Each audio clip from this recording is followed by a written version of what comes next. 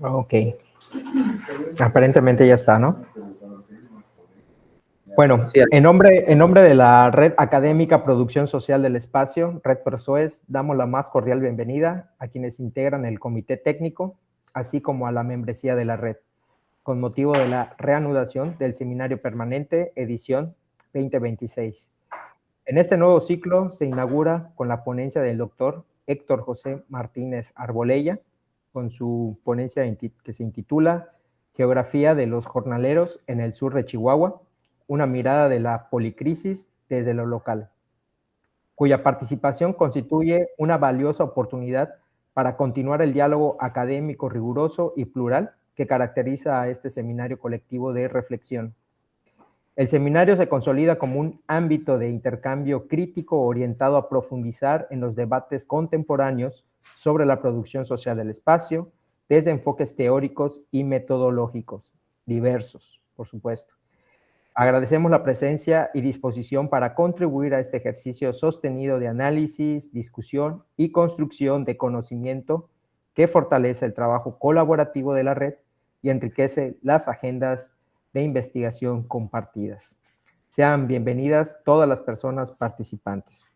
En este sentido, le cedo el micrófono a la doctora Rosa Oliva Ramírez, que leerá la semblanza del doctor Martínez Arbolella. Muchas gracias, Alejandro.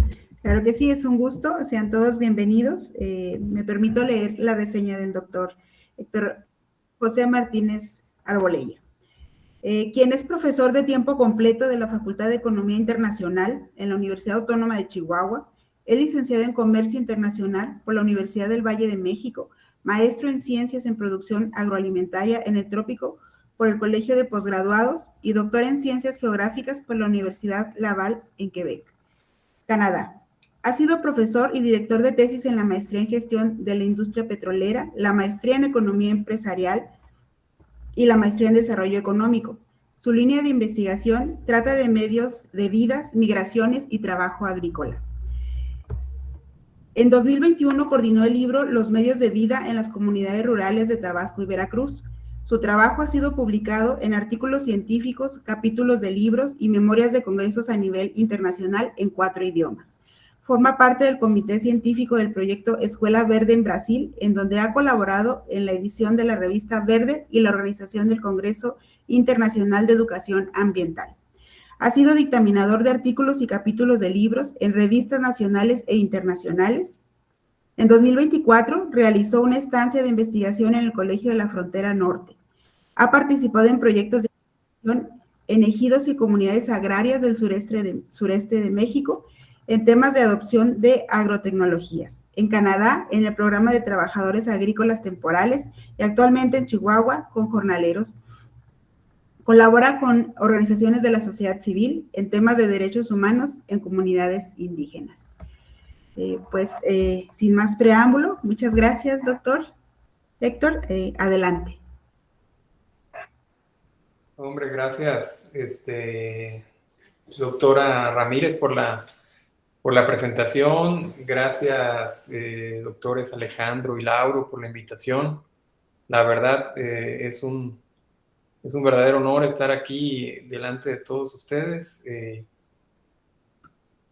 compartiendo un poco de este proyecto, de esta investigación que tiene algunos meses, digamos, que estamos llevando a cabo. Me dicen, por favor, si se ve completa la presentación, sería la primera diapositiva. Sí, doctor. Y que tiene que ver con un trabajo con jornaleros agrícolas que surgió justamente a partir de esta estancia de investigación en el Colegio de la Frontera Norte, en donde pues ahí hay todo un grupo de investigadores que, entre otros, está la doctora Laura Velasco, quien cuando yo fui con la intención de entender un poco estos procesos y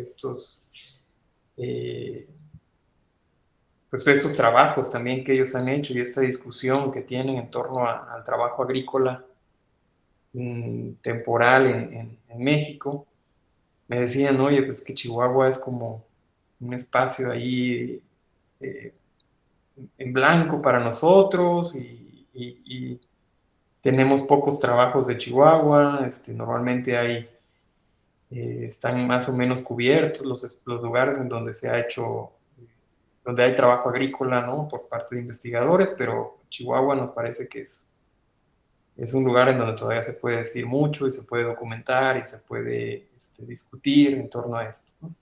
Entonces, bueno, digamos, ahí surgió un poco la idea y hemos estado trabajando entonces en este tema y bueno, ahora con la invitación a este seminario sobre producción social del espacio, me parece que puede abonar un poco a la discusión que han tenido sobre otros temas, ¿no? Voy a estar ahí compartiéndoles un poco desde la perspectiva de la geografía laboral este proyecto y un poco de los resultados preliminares que tenemos, ¿no?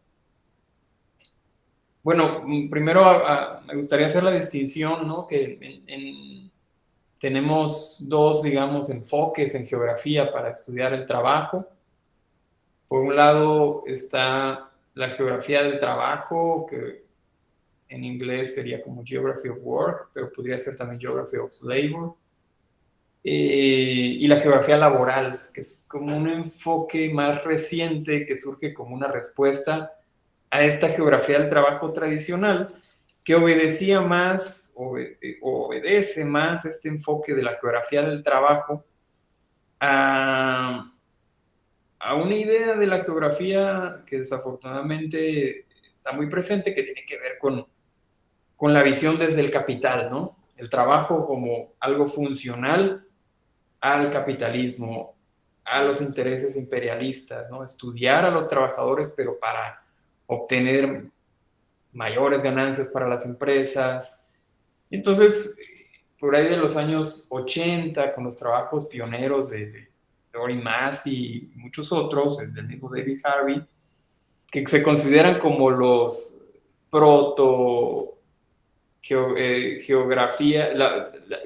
prototrabajos de la geografía laboral.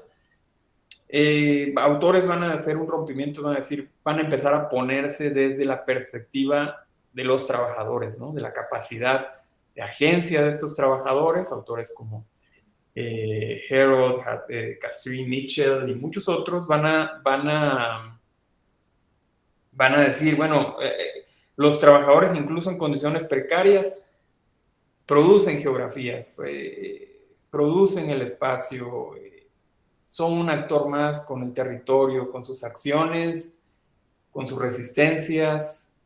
Y incluso en este 2025, Harold coordinó ya un handbook de estos, en donde ya viene como toda la historia de la geografía laboral, ¿no?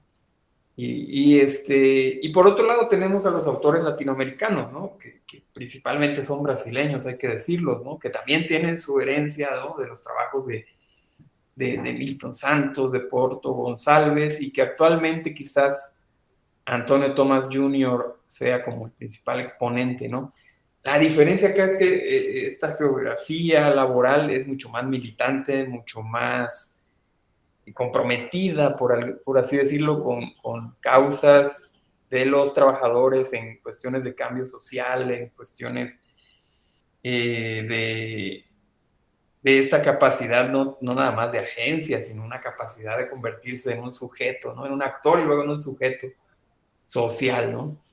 Entonces, desde esta perspectiva, donde consideramos las relaciones de poder, las estructuras espaciales, es decir, el territorio, en donde las movilidades de los trabajadores agrícolas temporales se consideran como una forma de respuesta y de capacidad de acción, tratamos de identificar estas geografías del capitalismo que se hacen desde abajo, ¿no? Desde el punto de vista de los actores, desde el punto de vista, en este caso, de los trabajadores, agrícolas temporales, ¿no? Ese es un poco el posicionamiento teórico de este trabajo.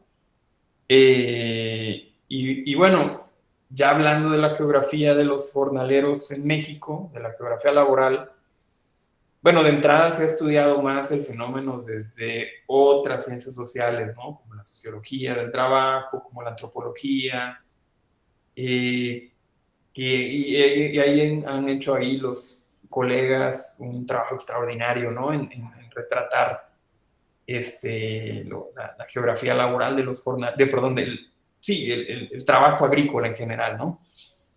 Desde los trabajos de autores como Cartón de Gramont, como la doctora Laura Velasco, Kim Sánchez Aldaña, muchos otros autores, pues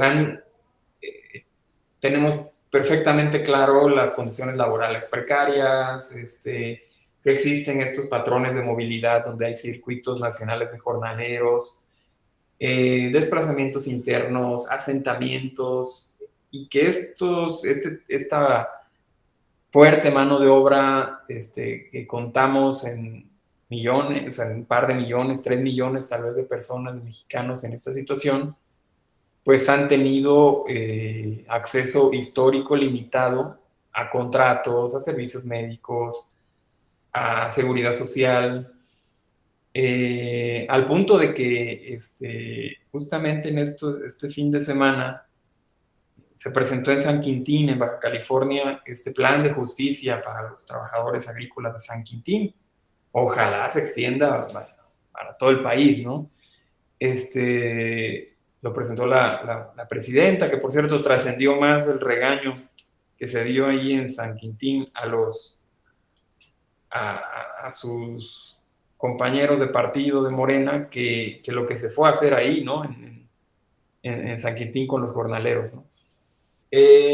Bueno, también es un fenómeno súper heterogéneo en cuanto a periodos, permanencias, en cuanto a cultivos, pero está muy presente la agricultura industrial globalizada, principalmente de cultivos no tradicionales de exportación, ¿no? Es una agricultura, es un trabajo agrícola feminizado y etnicizado, ¿no? O sea, básicamente son pues los pueblos indígenas moviéndose por todo México para trabajar para el capital transnacional de la agroindustria, ¿no? Y bueno, de hecho es el caso que vemos en San Quintín. ¿Por qué se ha dado esto? En parte por aspectos históricos a nivel nacional, como la desposesión agraria, una cultura de la explotación, de marginación política, o muy poca voz, muy poca presencia, muy poca capacidad de organizarse, y obviamente marcado por un racismo estructural, por un retiro paulatino del Estado y por sindicatos débiles. Ya por si esto fuera poco, pues actualmente todo esto todavía se complejiza más con eventos climáticos extremos como la sequía, inundaciones, huracanes, que vamos a ver un poco también en este trabajo. Entonces, lo que quisimos hacer nosotros es un poco a partir de ciertas historias de vida, pues elaborar un marco teórico que nos permite entender mejor a los trabajadores agrícolas del sur del estado de Chihuahua, con énfasis en sus trayectorias laborales, condiciones de trabajo, de vida, estrategias de subsistencia, ¿no? Vemos un poquito el trabajo más en un sentido amplio que no como el empleo nada más, ¿no? No como esta actividad que uno hace para obtener una remuneración, sino como una actividad que uno hace para sostener la vida en general.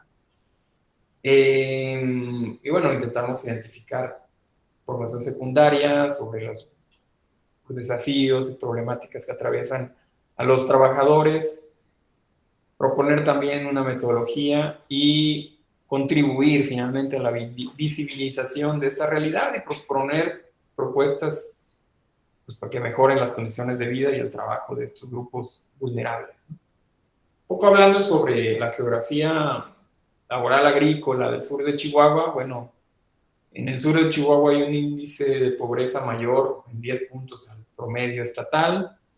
Tenemos desplazamientos internos por violencia y por trabajo, ¿no? Básicamente esta región la podemos dividir en dos, digamos, la sierra y una zona de lomeríos, ¿no? Más cercana a Parral, donde me encuentro, ¿no? Son dos zonas geográficas completamente diferentes, que, pues, conforme te adentras más a la sierra, están municipios de más alta marginación, ¿no? Tenemos algunos de los municipios de mayor marginación incluso del país, ¿no? Entonces es una región desigual, dentro de un estado ya de por sí desigual, en un país desigual, que se encuentra en una región muy, muy desigual, ¿no? Probablemente estamos hablando aquí entonces de la desigualdad extrema a nivel mundial.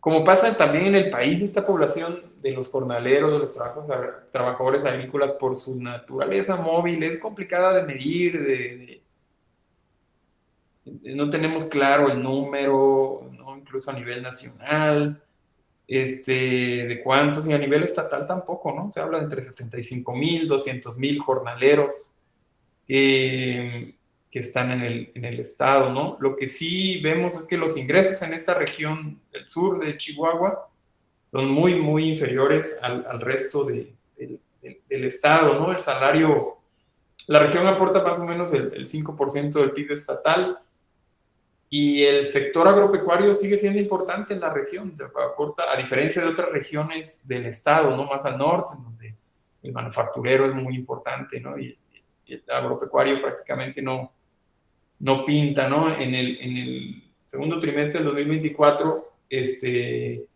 todavía esa región agropecuario pintaba aproximadamente casi el 10% del PIB regional. Hablo de esta región del sur de Chihuahua. Y con un salario diario, sin embargo, muy inferior a otros subsectores que quizás no te aportan tanto al PIB, ¿no? Entonces ahí vemos un poquito, ya nos adentramos en los procesos de explotación de la mano de obra, del trabajo, que hablando ya de los procesos históricos locales, bueno, ya sabemos que estamos en un territorio ancestral rarámuri, de tepehuanos del norte y de muchos otros pueblos que históricamente fueron despojados, ¿no? de su territorio, fueron perseguidos, se intentó aniquilarlos, destruirlos, desaparecerlos, un poco con el pretexto de otros pueblos guerreros, ¿no? En Chihuahua, pero por aquí se agarró parejo, ¿no? O sea, es también la zona de los primeros asentamientos españoles, ¿no? La zona de estudio, ahí se lo en el estado, ¿no? En lo que hoy es el estado, por ahí se disputan eso, Chihuahua perdón, Valle de Allende con Santa Bárbara, no importa quién fue el primero, lo que importa es que va a iniciar una gran transformación de todo el territorio con la minería y también con una agricultura local, ¿no? El Valle de Allende se va a convertir como en un proveedor de alimentos de los asentamientos mineros, en Santa Bárbara, en Parral y en la región, ¿no? Porque es un valle en donde corría hasta hace muy poco un río, o sea, tenía aguas superficiales, lo que permitió la agricultura, ¿no? Poco a poco la región se va convirtiendo en una región de servicios y hace una transición entre la minería a los servicios. Actualmente podríamos decir que en términos generales en esa estamos, que sigue siendo muy importante la minería. Pero también se han dado otros procesos históricos en la región, particularmente en la sierra, de deforestación, de despojos, y lo que acompaña un poco a esto de mucha violencia, de crimen organizado, y a su vez es una región de movimientos históricos de lucha y resistencia, ¿no? Desde el paso de Benito Juárez, ¿no? Por esta zona. Parral fue sede por ahí de combates en la intervención francesa.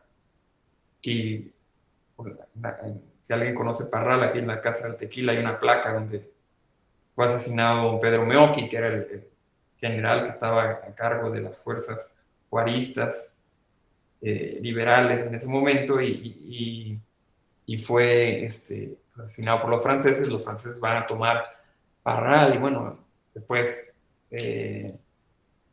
obviamente también es un movimiento de lucha, un escenario de la Revolución Mexicana, y menos conocido, pues es un escenario también de movimientos de lucha y resistencia de revoluciones más recientes, ¿no? Ahí muy cerquita de la zona de estudio en Salaices había una normal rural, o hasta el 68 me parece, por esa época la cerraron, después del 68, perdón, en los 70, y bueno, formó a muchos profesores que tienen este pensamiento, digamos, revolucionario, de justicia social, de compromiso con sus comunidades, ¿no? Y bueno, también han habido cambios que no podemos obviar en temas de transporte y comercio, desde la desaparición de los ferrocarriles, aparición y desaparición, el paso de la carretera internacional. Bueno, pues todo esto es por un poco hablando de esta región. Lo que hicimos nosotros un poco desde un enfoque cualitativo, observación participante, notas de campo, mucha entrevista no estructuradas, semiestructuradas, y un poco de análisis cartográfico. Y entrevistamos pues desde a los propios jornaleros, a productores, a ejidatarios, activistas, a funcionarios, a emprendedores de la zona, a tractoristas, a intermediarios encargados. Incluso por ahí tuve la oportunidad de subirme a la camioneta de un enganchador y andar ahí por la zona de estudio, que es básicamente Valle de Allende y Parral, un poco de Jiménez y son los municipios del sur, ¿no? López, y bueno, hacer recorridos, platicar con gente de manera informal, ¿no? Dentro de los procesos actuales de esta región, bueno, hablamos de migración a Estados Unidos, incremento en el número de remesas, presencia del crimen organizado, lo cual dificulta evidentemente el trabajo de campo. Y hay que tomar ahí ciertas estrategias, ¿no? para acudir a estos lugares. Presencia de minería, de empresas turísticas, y bueno, fenómenos de sequía extrema principalmente. Ya hablando un poco de los resultados, en el título le pongo esta palabrita de la policrisis, o esta noción de policrisis, porque lo que encontramos son expresiones, digamos, de varias crisis en un solo fenómeno y en un solo territorio, ¿no? Desde un acuífero sobreexplotado que ha determinado un poco los cultivos que se han tenido que ensayar y que probar y que llevar a cabo ahí, y eso ha determinado también la demanda de mano de obra. Se pasó al hablar ya de este acuífero, porque el agua superficial prácticamente ya no está, entonces tiene que salir de agua de pozos. Se pasó de forrajes que demandaban pues riego rodado. Entonces cuando los pozos dejaron de tener agua, bueno, poco a poco han dejado de dar la cantidad de agua que solían dar. Se ha pasado a cultivos, hortalizas, principalmente chiles, tomate, cebolla, porque ahí se requiere tal vez menos agua, ¿no?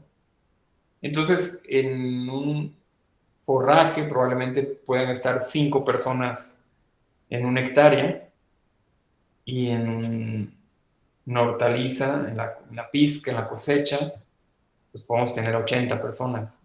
Entonces, la demanda, digamos, de mano de obra fue determinada de alguna manera por este cambio de cultivo, que a su vez fue determinado por el acuífero. Obviamente tiene que ver también ahí la presencia este arreglo espacial que hace el capital de moverse hacia donde puede tener mayores ganancias. Esto ha hecho, además han habido cambios permanentes, porque si bien es un lugar donde se lo caracteriza la sequía, la reducción significativa del agua superficial, también los fenómenos extremos han estado presentes, ¿no? O sea, grandes lluvias extraordinarias que han tenido avenidas del río Parral, que han modificado permanentemente el río, ¿no? Entonces ahora se retiene menos agua porque prácticamente ya pues, se descubrió el lecho del río y tenemos la roca madre ahí expuesta en muchos lugares. Estos lugares en donde los ejidatarios almacenaban agua ya no se dan. Entonces esto ha hecho que haya conflictos aguas abajo por el agua. Esto es, digamos, un poco la crisis del agua. También vemos aquí la crisis de seguridad, ¿no? Porque hay un desplazamiento forzado de la sierra que ha incrementado notablemente también la inseguridad local. O sea, por un lado, muchos de los trabajadores vienen de la sierra de Chihuahua, que tuvieron que salir de ahí, pero por otro lado también es una zona en disputa por el crimen, y bueno, puede ser un lugar bastante inseguro, con enfrentamientos entre grupos muy frecuentes, que no estamos ajenos a la actividad agrícola, no están ajenos a la actividad agrícola, tienen participación muchos de estos grupos delictivos en los nogales que no he mencionado, en la agricultura del nogal. Y bueno, otro de los crisis, digamos, que se expresan aquí, hay una crisis de gobernabilidad, ¿no? O sea, prácticamente proliferan los pozos clandestinos. Ahí, si ustedes ven en la foto, en la imagen,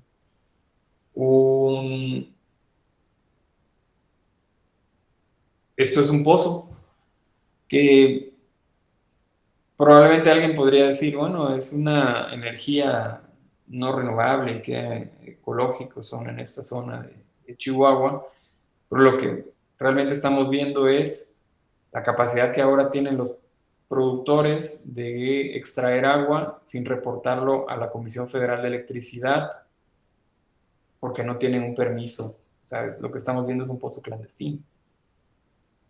Que antes, si tú no tenías el permiso de la Conagua, la Comisión Federal no te conectaba. Ahora no lo requieres. Ahora requieres $1,000,000 para pagarle al perforador y que, bueno, venga alguien y te pone estos paneles solares y tú extraes agua, ¿no? Entonces la presión sobre el acuífero pues aumenta, al punto que ya muchos de estos cultivos dejan de ser viables.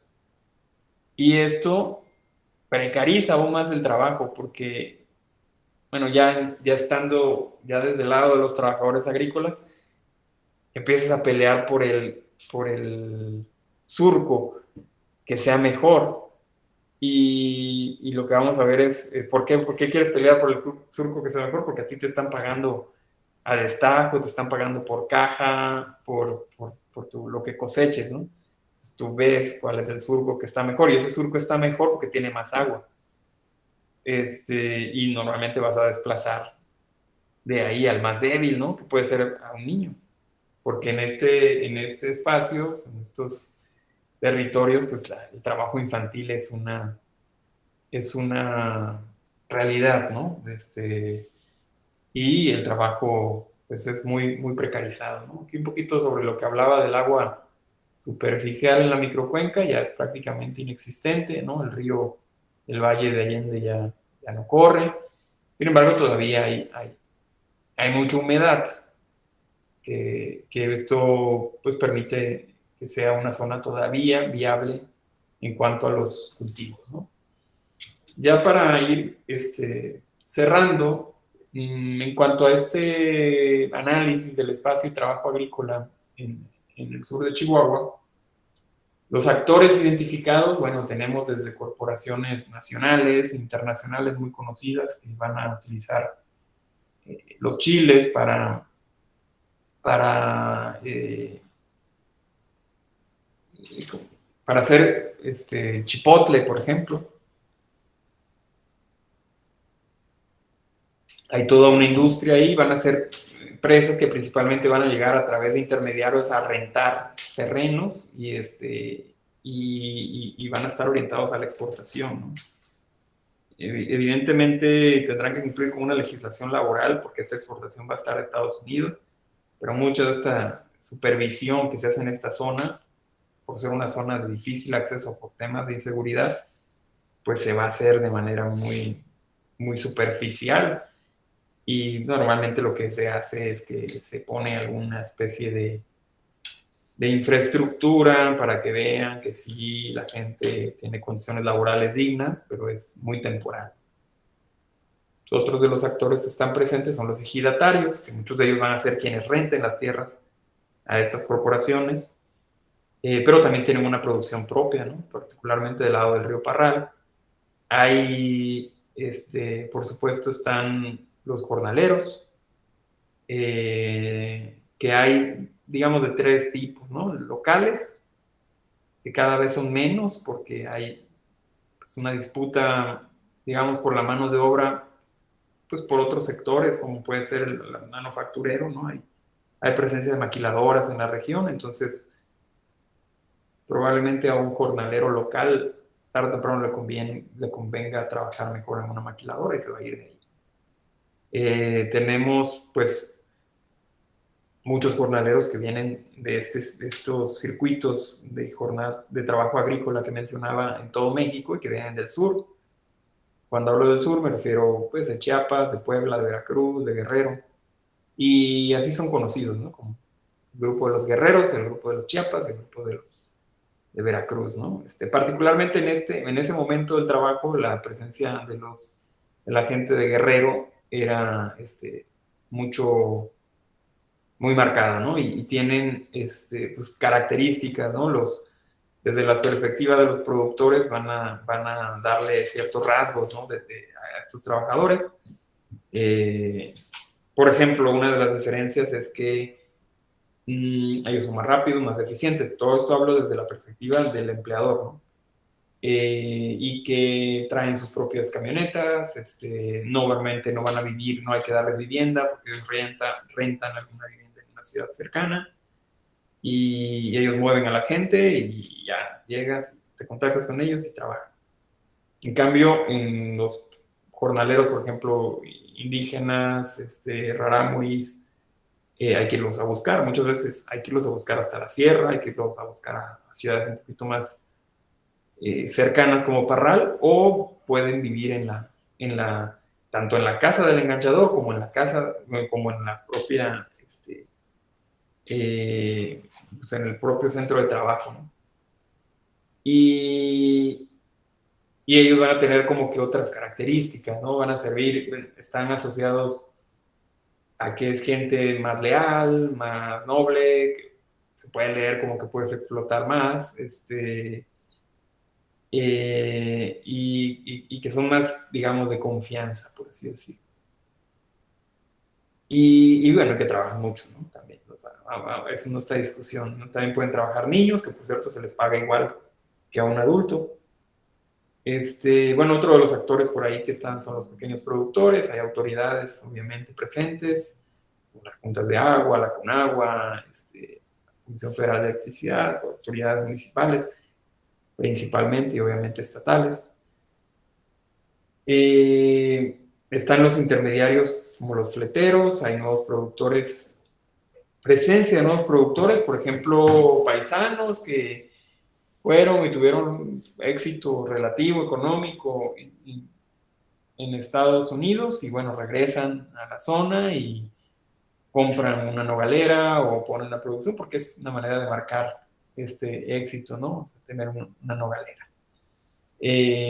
También hay por ahí, pues como ya he mencionado, grupos delictivos y empresarios que también marcan su éxito teniendo una nogalera, ¿no? O sea, empresarios de Parral, empresarios de la zona, ¿no?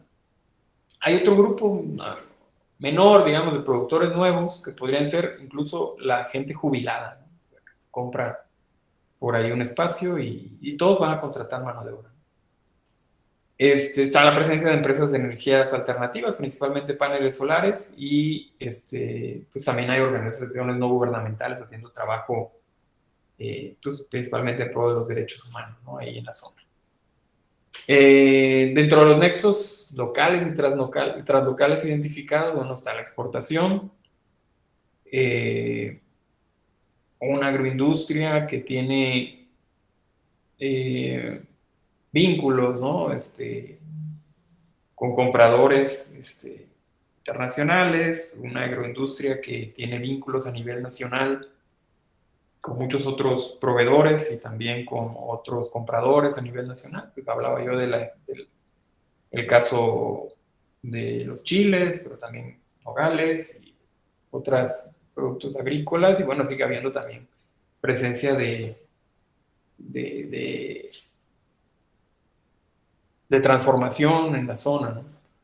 Está este proceso de migración internacional, de interna, perdón, pero también hay migración internacional porque hay gente que se va, digamos, a otros espacios y a trabajar y combina un poco el trabajo entre lo nacional y lo internacional.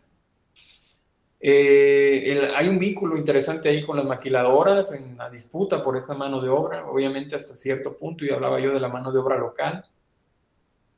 Está este acuífero que no nada más es sobreexplotado por la producción agrícola, ¿no? También hay pues, las ciudades, las minas,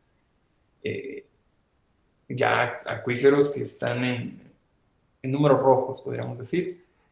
Estos procesos de deforestación en la sierra que han modificado el microclima, y estos procesos que incluso han hecho que también mucha gente salga desplazada, porque o que los trabajadores ya desde el lado de su capacidad de agencia consideran muchos de los jornaleros que es un trabajo aún en condiciones de explotación y de precariedad muchísimo más sencillo que trabajar para grupos criminales que deforestan la sierra.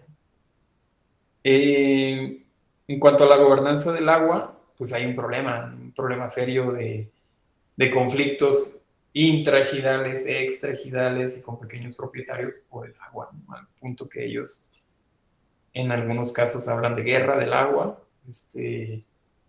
porque pues han habido ahí situaciones de llegar a la violencia, ¿no? por el tema del agua. Bueno, en cuanto ya al mundo laboral específico, local, pues tenemos varios tipos de contratación, desde la temporal, que es la más común, hasta la permanente, que principalmente se va a dar en las nogaleras grandes o en agroindustria. Las actividades pues son las tradicionales, digamos, en el trabajo agrícola, bueno, las que hablando ya del trabajo temporal, desde limpieza, siembra, cosecha y post cosecha. Hay varios tipos de mercados laborales, ¿no? Desde un tipo saliendo y pagando, como ocurre allá en San Quintín y en Baja California, es decir, un lugar donde llegan y te contratan, tú te paras y te contratan porque ya saliendo de trabajar te pagan ese día. Hay también contratación en los albergues de desplazados por violencia en Parral, o sea, mucha gente sabe que si tú llegas ahí al albergue vas a encontrar, o a las comunidades de desplazados vas a encontrar mano de obra. Están estos circuitos de jornaleros del sur, que vienen, decía yo, principalmente de Guerrero. Hay también campamentos, hay bodegas, incluso departamentos, en donde ya incluso hay productores que ya tienen edificios de departamentos para sus trabajadores. Hay un solo productor que puede llegar a tener 100 trabajadores y tiene especies de departamentos, algunos más dignos, otros pues en condiciones realmente de exposición al frío, insalubres, en condiciones de vida muy, muy precarias. Hay procesos también de arraigo y desarraigo dentro de las comunidades indígenas. Hay mucha violencia entre los grupos. Las juventudes pues, van adoptando otro estilo de vida y hay como diferencias entre los grupos y con los mestizos, gente que ya no quiere hablar las lenguas originarias, gente que es vista como que ya no respeta las tradiciones. Entonces hay también esos procesos por ahí. Los lugares de trabajo pueden ser también espacios de vida, como ya lo mencioné, y muchas veces la gente va a tomar agua del pozo que está extrayendo tal vez desde niveles que ya no son seguros, es decir, que tienen metales pesados y no hay ningún filtro ni nada, ¿no? Para ellos. Y bueno, a nivel emocional, pues hay un tema muy fuerte de adicciones, de violencia intrafamiliar e intergrupal, que justamente pues también de alguna manera estigmatiza esta mano de obra con estos rasgos, ¿no? Entonces, después de todo esto, a mí me recordaba un poco la novela de John Steinbeck, de las uvas de la ira, que eran aquí como una reedición de los nogales de la ira. No, esta novela en donde este proceso que estamos viendo aquí en México en pleno siglo XXI, en el 2026, pues ya se vivió de alguna manera en Estados Unidos, en muchos lugares del norte global, de desplazar a la gente y después generar estos mercados laborales en donde tú pues no te importa para nada las condiciones locales, las condiciones de vida, y sin embargo esta gente tiene una capacidad de agencia que poco a poco va imponiéndose, pero hay que estar más pendiente de estos procesos porque pues, muchas veces tampoco hay que exagerar esta capacidad, ¿no? A veces es involuntaria, a veces es voluntaria. Por ejemplo, a mí me ha tocado ver en esta zona reportes de huelgas, por así decirlo, momentos en donde no se ponen de acuerdo por un sueldo y los trabajadores simplemente no trabajan, momentos en donde los trabajadores se van a la sierra porque por una fiesta patronal, por unas elecciones, tienen que ir a votar allá, por un periodo en el que quieren estar en sus territorios de origen, y no hay poder humano que los detenga en esta zona de Chihuahua, ¿no? Entonces sí hay ciertos elementos que nos pueden hablar de cierta agencia. Y bueno, ya como reflexiones finales, pondría ahí tal vez la pregunta si el acuífero fue el actante o el capital es el que actúa o son las personas las que actúan en esta producción social del espacio. Cuestionar un poco esta vida social de las tecnologías, ¿no? Las tecnologías aparentemente limpias, cada vez más cuestionadas, pues aquí tienen otro rol, ¿no? De seguir sobreexplotando un acuífero y ser una herramienta para que continúe y tener cierta impunidad ante un Estado ausente, ¿no? La pregunta de quién se beneficia de la violencia en la sierra, a quién le ayuda a que haya tantas personas dispuestas a trabajar desplazadas y aceptar cualquier tipo de condiciones laborales. Obviamente, ¿dónde queda la responsabilidad social de las empresas y el papel de los consumidores, ¿no? Que muchos de los no nos hemos cuestionado tal vez lo suficiente los mexicanos de dónde vienen de dónde vienen nuestros alimentos, de dónde vienen los chiles que consumimos, bajo qué condiciones se hacen, tanto los que consumimos en México como los que consumen los paisanos en Estados Unidos. ¿De dónde, qué alimenta nuestra mexicanidad?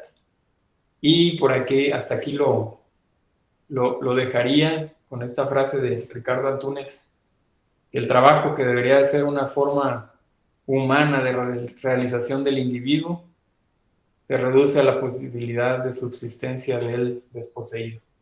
Muchas gracias.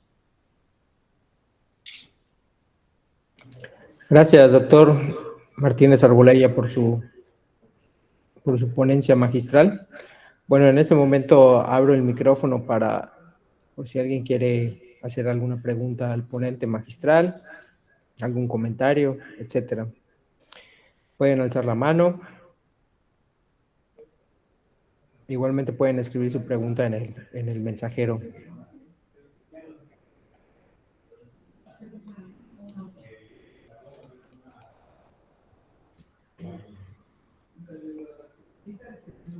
Hola, está Paulina Nicole. Adelante, Paulina.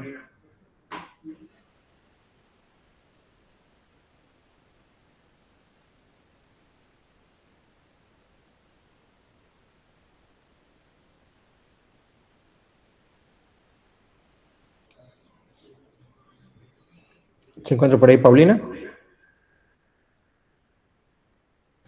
Bueno, sigue abierto el micrófono por si alguien quiere hacer su pregunta. Sí, buenos días. Pues gracias por la oportunidad y la verdad es que ha sido un trabajo súper interesante, doctor Martínez, y yo tengo una duda, ¿no? Metodológica, porque pues en todo el país yo creo que los investigadores bueno, yo no mucho, ¿verdad? Pero en realidad hablando de la estrategia, o sea, las estrategias para hacer investigación en un campo en donde pues es tan peligroso, ¿no? Por todo lo que implica y todo lo que ha contado y pues todo lo que no sabemos, ¿no? Entonces a mí me gustaría pues conocer algo acerca de esas estrategias, o sea, cómo le ha hecho para salir, subirse a los vehículos con las personas, caminar y pues seguir aquí platicándonos, ¿no? Y la seguridad para su equipo. Sí, gracias, muchas gracias por la pregunta. ¿Sabes? Sí, yo creo que sería como el principal reto hacer campo, ¿no? En estas condiciones. Me han ayudado mucho mis alumnos, mis estudiantes de licenciatura de la zona, para relacionarme con personas. Obviamente no ha sido un trabajo tan intenso, no una presencia tan seguida, ¿no? O sea, ha sido espaciado, ir como a diferentes lugares, hacer un poco de triangulación.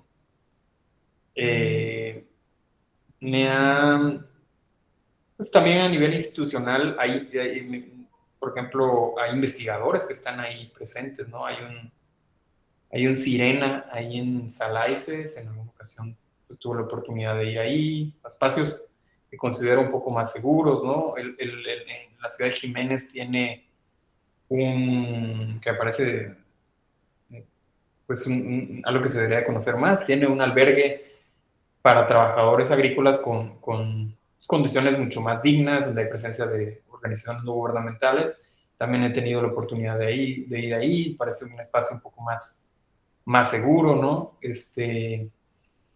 Con, pues, también conocidos que tienen relación con los dueños, con los propietarios, y recientemente limité las idas para allá, porque la violencia, hay que decirlo, de repente tiene sus momentos en donde, pues, yo tampoco quiero poner en riesgo a mis estudiantes, por mucho que sean de la zona, ¿no? Entonces, lo que estoy haciendo es un poco más trabajo en los albergues desde aquí de Parral, ¿no? O sea, reuniéndome con organizaciones no gubernamentales, en Parral, no ir al campo, ¿no? No ir a los cultivos, ¿no? A los ranchos y a las plantaciones y esto, ¿no? Digamos, ya lo vi. Ahorita vamos a empezar un poquito más de trabajo en los albergues y involucrar a más actores, ¿no? Gente Por ejemplo, tengo vínculo con personas de una organización que se llama Periodismo de lo Posible, un proyecto que documentan historias de este estilo. Y pues han venido, hemos hecho ahí como talleres, círculos de escucha para que la gente escuche como experiencias de otro lado, pero las hemos hecho ya en un espacio, digamos, seguro, ¿no? Dentro de las comunidades de asentamientos, de desplazamientos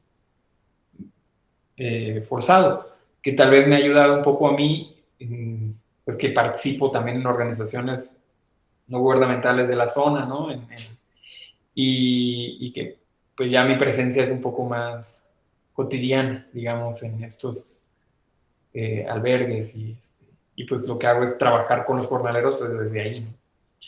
De aclarar que no he trabajado, por ejemplo, con niños, o sea, me ha tocado verlos, me ha tocado cosas durísimas de ver, pero no he hecho, por temas de ética, ¿no? No he hecho este campo con niños. Lo que sí he trabajado es, o sea, me ha tocado tener entrevistas con jóvenes adultos que trabajaron desde niños.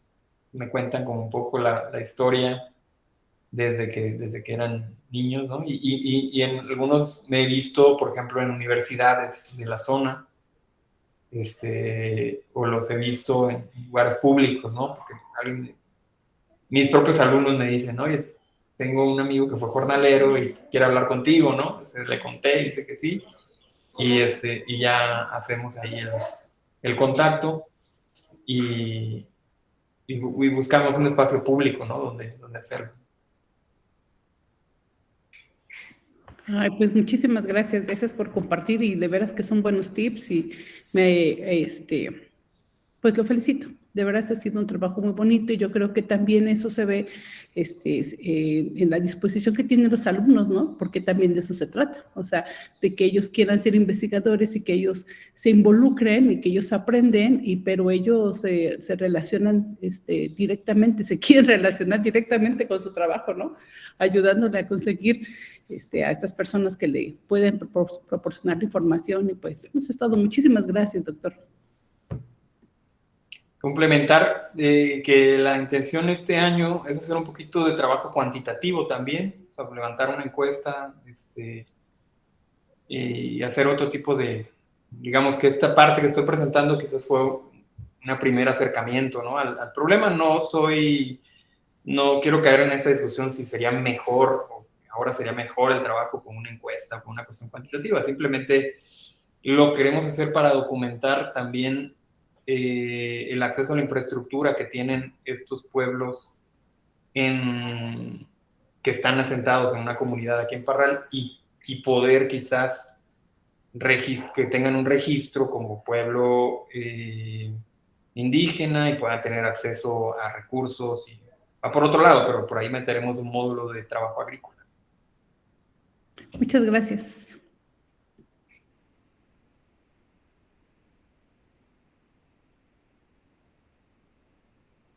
Sigue abierto el micrófono.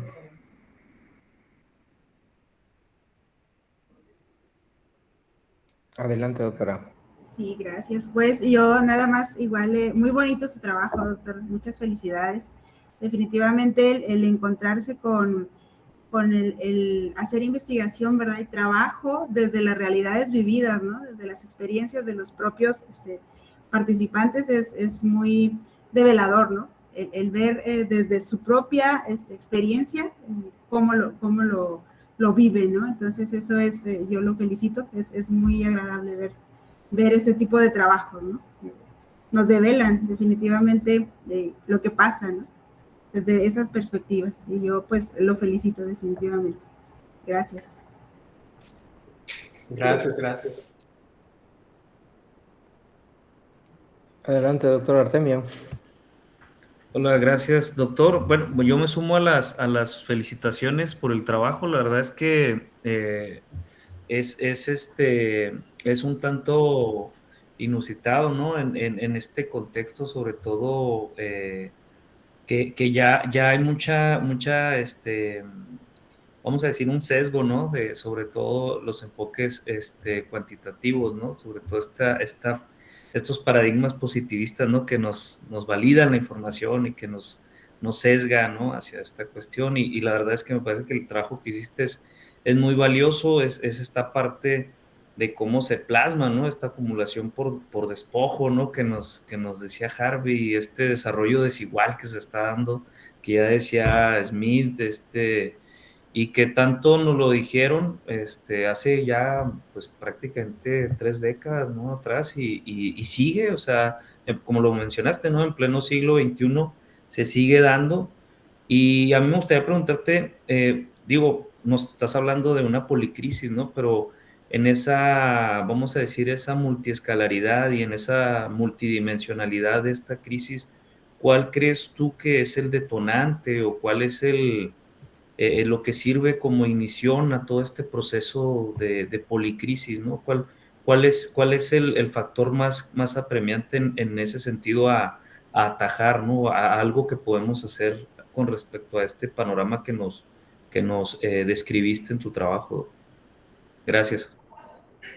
No, gracias por los comentarios y la muy buena pregunta, que sí me permite poner como que el dedo en otra llaga que quizás mencioné muy de pasadita, que es exactamente ir a las causas, ¿no? Yo creo que, sin duda, para mí el detonante es el despojo del territorio ancestral de estos pueblos originarios, tanto los del sur del país como los de la Sierra Tarahumara. Por aquí el gobierno actual tiene un plan, ¿no? Mencionaba yo, en San Quintín, lo presentó este fin de semana, un plan de justicia para los pueblos originarios, que básicamente consiste, pues sí, en mejorar sus condiciones materiales de acceso a la salud, de acceso a la vivienda digna, a la educación, que tengan la posibilidad de organizarse, ¿no? De sindicatos, un trabajo que, hay que decirlo, ya se ha hecho muchísimo en San Quintín. Si en algún lugar ha surgido un sujeto, ¿no? De los jornaleros, es ahí. Es un lugar súper interesante, ¿no? Para que no lo tenga en su radar, pues busque trabajos, ¿no? De esto. Pero no sé si esto le pega a las causas, ¿no? Probablemente le pega a las consecuencias, ¿no? Cosa que no está mal, está bien que se haga, ¿no? Pero yo creo que será incompleto y al final de cuentas termina siendo funcional, pues, para todos estos emporios, ¿no? Del agronegocio que tienen su asentamiento y tienen una economía de enclave ahí. Lo único que ahora tal vez los explotarán menos y tal vez tengan menos cuestionamientos de parte de la renegociación del tratado, que una de las cosas que se ha dicho de los productos agrícolas mexicanos es que hacen dumping social, ¿no? Que compiten porque explotan y porque tienen una mano de obra muy precarizada, cosa que también ocurre del lado de Estados Unidos, porque hay que recordar, no lo dije, que también hay jornadas de trabajadores agrícolas, tanto en Estados Unidos como en Canadá, que tienen unas condiciones en relación a la población local de muchísima desventaja.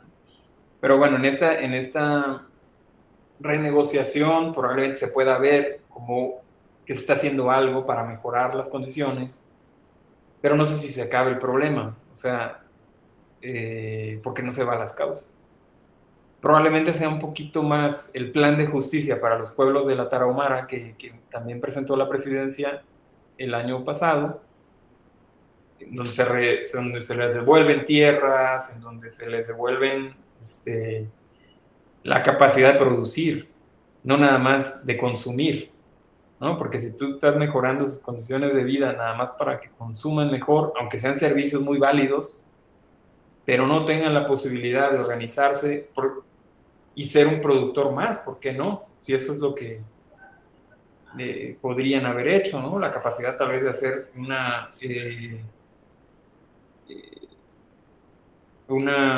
cooperativa o algo que les permita otro tipo de mecanismos, no lo veo, ¿no? En esos planes de justicia. En la capacidad de que puedan tener alguna renta por por capital, no nada más por vender su trabajo. Probablemente ahí sí se llegaría a la justicia, ¿no? Entonces yo creo que ahí son las causas, pero otra de las causas que es la violencia estructural que se vive, que, ok, suponiendo que me das tierras otra vez en mis lugares, mi territorio de origen, no necesariamente eso per se va a mejorar mis condiciones porque sigue siendo un lugar sumamente violento. Entonces, justamente salí de ahí por algo, ¿no? Ahora, por ejemplo, cuando se presentó este plan de justicia para la Sierra Tarahumara, llamó la atención que no habían en el presidium, pues nadie del ejército, de la marina, de las autoridades encargadas, digamos, de combatir la violencia, ¿no? Todo era, bueno, hacer hospitales, bueno, hacer, que no está mal, no estoy diciendo que esté mal, ¿no? Acercar a la educación, pero creo que sigue faltando que me acerquen a la capacidad de producir y pues al derecho a vivir en un ambiente libre de violencia.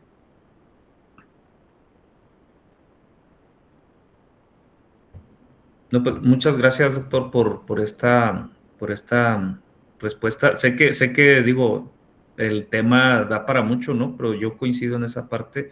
En otras ocasiones tuvimos oportunidad de escuchar compañeros que nos hablaban, ¿no? De esta violencia estructural, Horacio Almanza, ¿no? Ahí que nos presentó en el podcast, Lauro y yo estuvimos ahí en el podcast Latitudes Críticas, ¿no? Tuvimos la oportunidad de escuchar toda una relatoría, ¿no? De esta violencia estructural que se presenta, ¿no? En la Sierra Tarahumara, ¿no? Bueno, en el contexto próximo a nosotros, ¿no? Como chihuahuenses, que muchas veces se nos escapa, ¿no? Y que dice, bueno, pues, ¿cómo está ahorita la sierra, no? Pues sí se puede ir, ¿no? Sí, y tristemente, ¿no? Ya nos acostumbramos a eso, ¿no? Pero al final de cuentas creo que sí, esta, digamos, multicausalidad, pues al final de cuentas nos pone todo en jaque, ¿no? No, pues muchísimas gracias, doctor, y un gusto, la verdad, escuchar sobre tu trabajo. Gracias.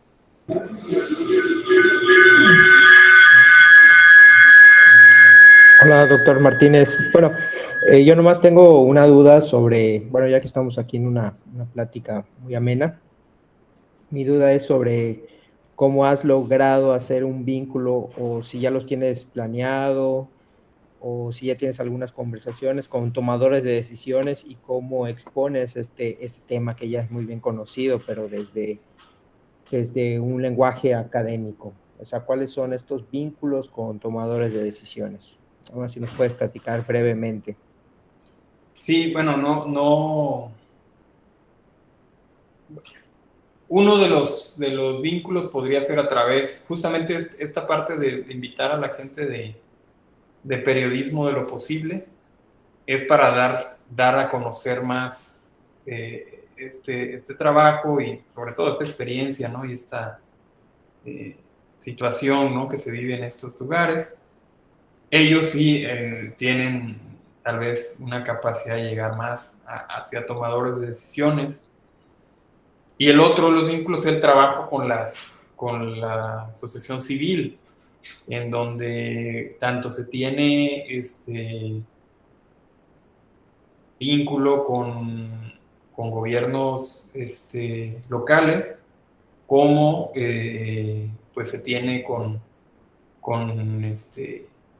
incluso con organizaciones empresariales que pudieran tener a su vez este vínculo con gobiernos locales, ¿no? Pero bueno, probablemente sea un área de oportunidad muy grande el acercamiento, una vez que esté plenamente documentado esta investigación, pues el acercamiento con tomadores de decisiones más importantes, ¿no? En la zona. Que es un problema casi siempre de muchas investigaciones, ¿no? Que este diálogo no se da,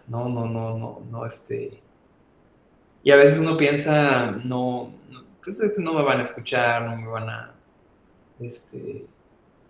van a estar dispuestos tal vez me van a escuchar, pero no van a tomar ninguna acción, ¿no?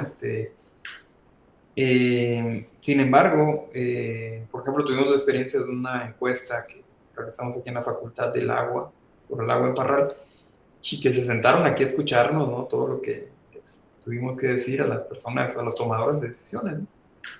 Y ya se tiene, digamos, ahí también ese contacto, entonces es todo un trabajo esa parte, ¿no? De cómo logras convertir la investigación en un insumo para una política pública. Otro aspecto, pues, es a través de la vinculación con los profesores del COLEF, que bueno, ellos sí tienen ya toda una serie de caminos recorridos con tomadores de decisiones, ¿no? Y hacedores de políticas públicas.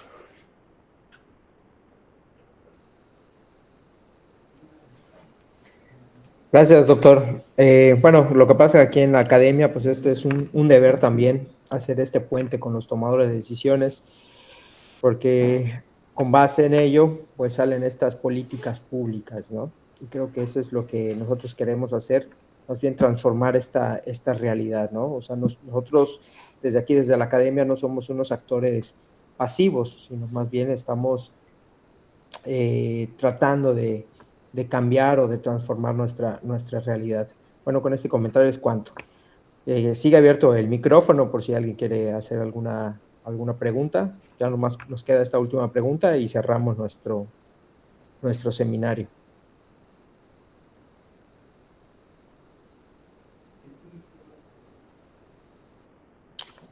Bueno, al parecer todo quedó claro, doctor Martínez Arbolella. Yo me sumo a las felicitaciones que te hicieron las y los compañeros de este seminario. Perdón, un último comentario antes de pasar. Sí. Dentro de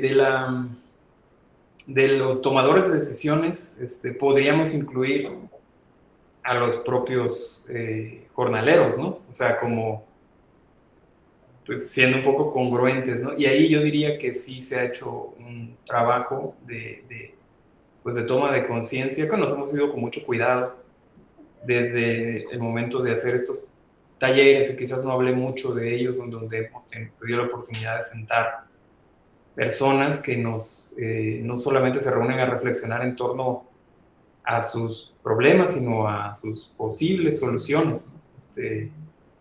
Y bueno, tal vez sería motivo de otro momento, ¿no? De platicar con esta parte que se ha hecho desde el trabajo de base con la gente. Gracias, doctor. Bueno, pues me uno a las felicitaciones y gracias por tu magnífica presentación. Lo seguiremos discutiendo en la Red Académica Producción Social del Espacio. Queda abierta la invitación, doctor, para que pueda enviarnos un manuscrito para el próximo libro que se estará coordinando también como parte de los productos de esta red.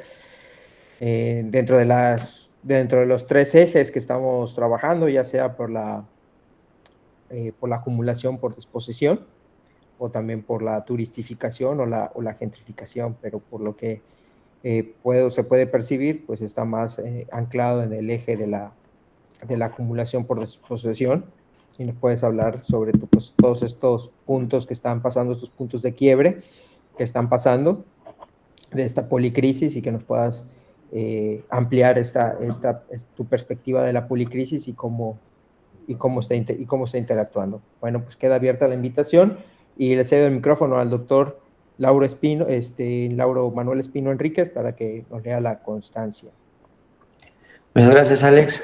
Pues nada, muy contentos con la participación del doctor Martínez Arbolella, que esperamos que por aquí siga platicando con nosotros y compartiendo su experiencia en los formatos que tenemos de convivencia académica. Y pues nada, paso a leer la constancia. La Red Académica de Producción Social del Espacio, Red ProSoes, otorga la presente constancia al doctor Héctor José Martínez Arbolella por su participación con la ponencia titulada Geografía laboral de los jornaleros en el sur de Chihuahua, una mirada de la policrisis desde lo local. en el marco del 12º seminario sobre producción social del espacio. Firman los coordinadores generales de la red ProSOES y pues extendemos nuestro agradecimiento y felicitación por la conferencia magistral que hoy se ha dictado. Muchísimas gracias, doctor. No, gracias a ustedes, un gustazo estar aquí y un honor también, doctores Alejandro Escalera y Lauro Espino, y pues a todos los que estuvieron con sus participaciones y su atención, pues muchísimas gracias. Gracias, doctor. Bueno, antes de que nos vayamos, pues voy a también hacer la invitación a todos los presentes para nuestro próximo seminario permanente que se va a celebrar el día 26 de febrero a las 12 del día, hora del centro, hora de la Ciudad de México. Y vamos a contar con la presencia de la doctora Maribel Osorio García, de la Universidad Autónoma del Estado de México, y ella nos va a hablar sobre esta parte de la geografía crítica mezclado con turismo. Y pues y también va a ser una charla muy, muy amena desde una postura crítica del turismo. Bueno, con esto quiero cerrar y pues que enciendan sus cámaras para nuestra foto grupal. Y con esto finalizamos. Tú nos dices, Lauro. Aquí ando, ya estoy viendo por aquí las cámaras. Sheyara, gracias por siempre asistir. Cristín, doctora Cristín, gusto verla de nuevo. Aquí vamos. Voy a tomarla a la de 3. Es 1, 2, 3. Ahí quedó. No, igualmente, gusto en saludarlos a todos. Y bueno, ya que abrí el micrófono, felicidades, doctor Martínez. Estuvo súper interesante. Muchas gracias. Bueno, pues con esto finalizamos nuestra sesión y nos vemos el 26 de febrero. Seguro que sí. Gracias a todos. Hasta luego, cuídense mucho. Voy a cerrar la videollamada. Igualmente. Gracias, adiós. Saludos a todos y todas. Adiós, saludos. Nos vemos.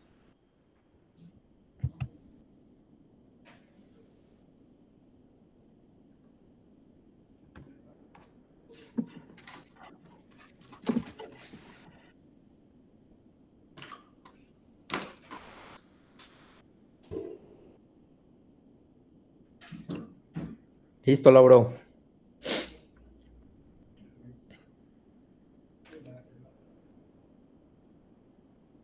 Hola, Lauro, ¿te encuentras ahí?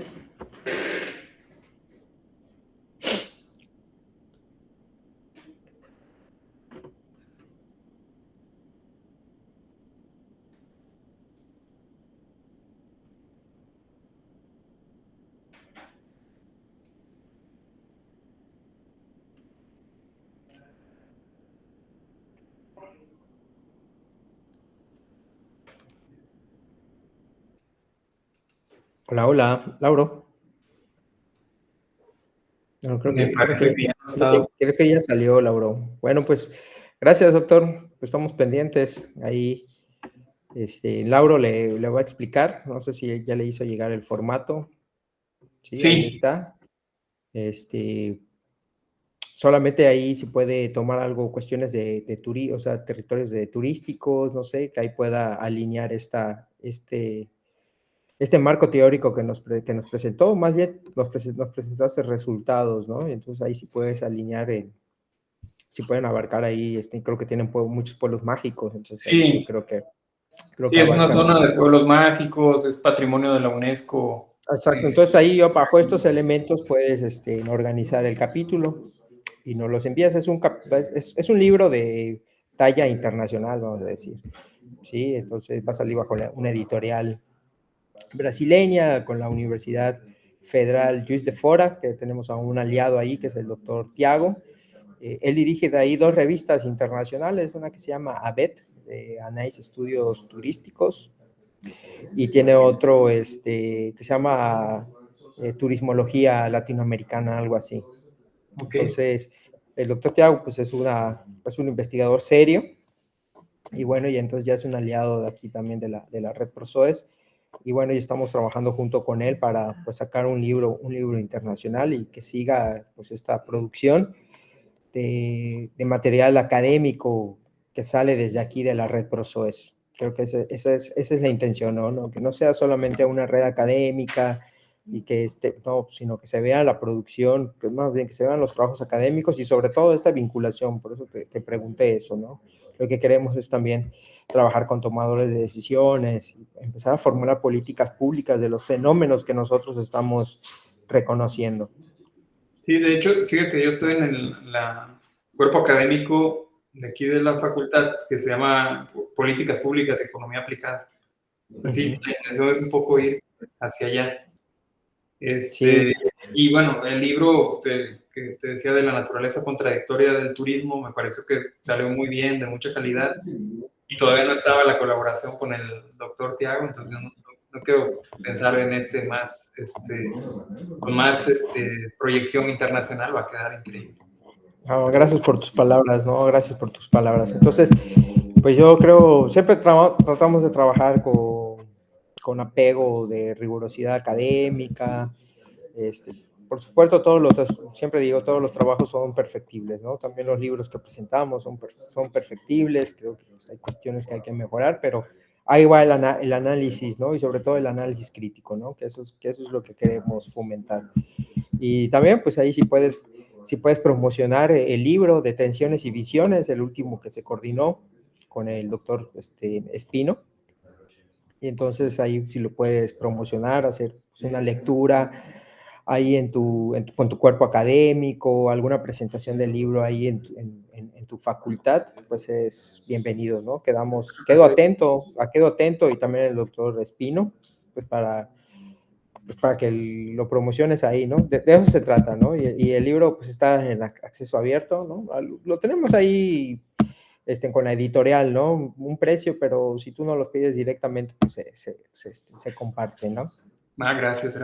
No, sí, alguna reseña o algo. Pues sí, pues está abierto ahí el libro, ahí te lo dejamos por si gustas hacer una reseña o hacer una presentación en tu facultad, pues para nosotros estamos encantados.